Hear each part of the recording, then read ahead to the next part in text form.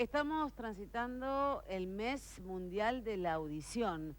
Digo, con prácticas que hace un tiempo venimos adquiriendo respecto de esto y el uso de la tecnología, creo que abarca a toda la Sí, población. Nadie se comporta no, mejor que otro. Sí, seguramente podemos aprender herramientas para seguramente alejar la sordera en nosotros. dos datos de la Organización Mundial de la Salud. Más de 1.000 millones de personas entre 12 y 35 años podrían sufrir daño auditivo por hábitos de escucha inseguros y uso prolongado de auriculares. Uno de cada 4 jóvenes está en riesgo de pérdida auditiva irreversible. Vamos a saludar a la licenciada María Agustina Leiro, fonoaudióloga. Agustina, gracias por atender a Canal 7. ¿Cómo está? Bien, todo muy bien. Un gusto hablar con ustedes. Bueno, nos está golpeando muy fuerte. Sí, yo creo que la juventud no toma mucha conciencia de las consecuencias que puede tener, ¿no? Sobre todo hay mucho uso de auriculares, ¿sí?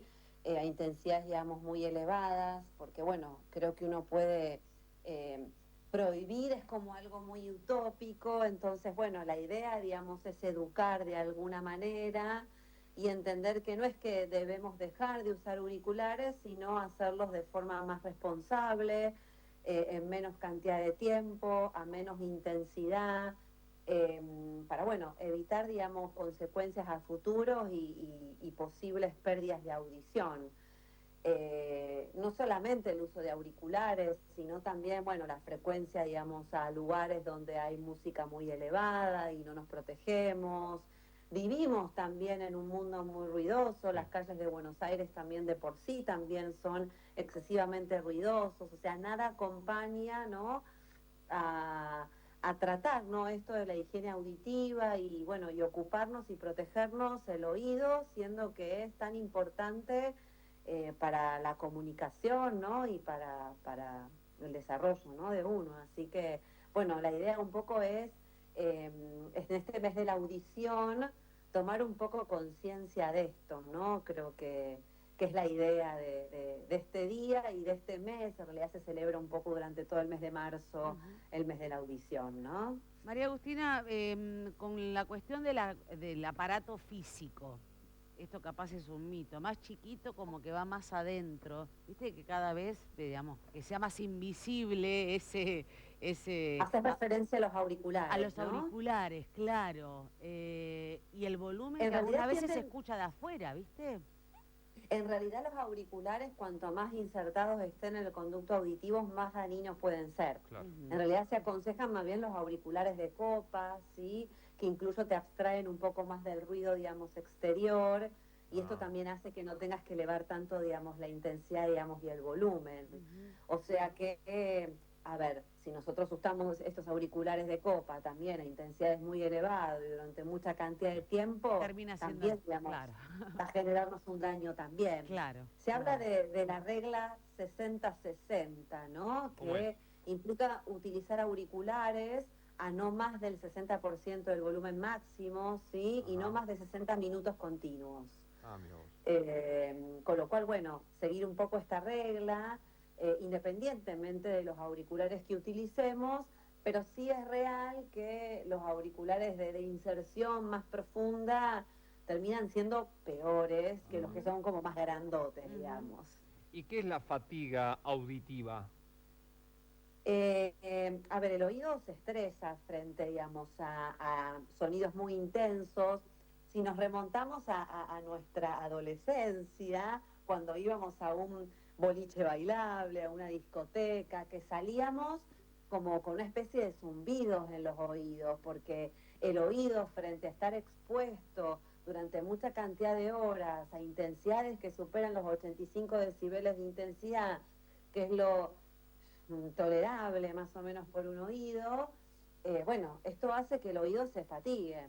Luego, con el descanso, en muchas ocasiones, obviamente el oído se recupera, pero puede pasar que no y que aparezcan consecuencias de esta exposición durante cantidad de horas a sonidos muy intensos, como puede ser, por ejemplo, la aparición de un zumbido que no se vaya, ni hablar, digamos, la consecuencia de una pérdida auditiva, bueno, y que pueden, digamos, quedarse instalados y terminar siendo irreversibles, ¿no? El oído cuando se fatiga se puede recuperar, pero puede que no.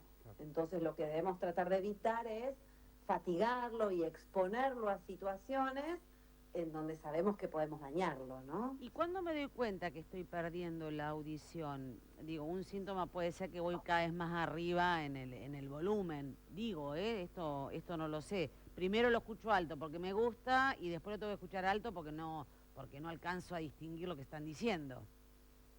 Sí, uno se va dando cuenta porque, sí, por supuesto tiene que pedir muchas veces que le repitan las cosas, porque empieza a subir exageradamente el volumen de la televisión, de la radio, y el entorno, ¿no?, familiar en general empieza también, digamos, a notarlo, porque como hablábamos, esto tiene que ver mucho y interfiere mucho en la comunicación. Uno deja de escuchar, pero bueno, también interfiere, digamos, si el otro muchas veces es el que, bueno, nota esta dificultad que uno está teniendo.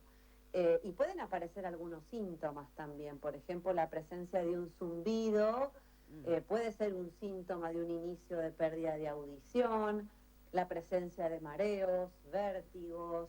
Bueno, hay ciertos síntomas que cuando aparecen también nos pueden dar un indicio de un comienzo de pérdida auditiva.